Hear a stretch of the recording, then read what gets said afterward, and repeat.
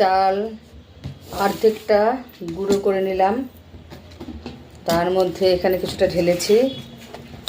এই গ্রাইন্ডার থেকে এখন ভালো মতো পেস্ট করে নিয়েছি।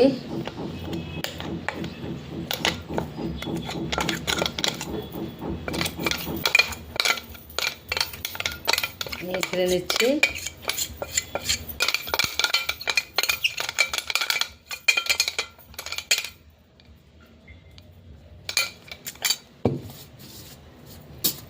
যাতে গায়ে খোলা হবে। নারকেলটাকে এখন ফাটিয়ে নেব।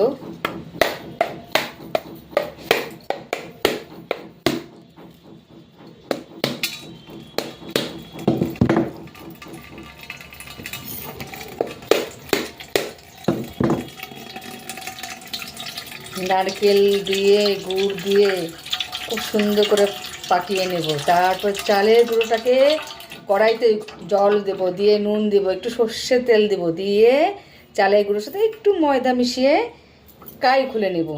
তারপর বাকিটা দেখাচ্ছি। দেখি নারকেলটা ভেতরটা কেমন বেরোলো। এই যে দেখো, এই পিঠের নারকেল চালের গুঁড়ো নিয়েছি। এখন নেব গুড়।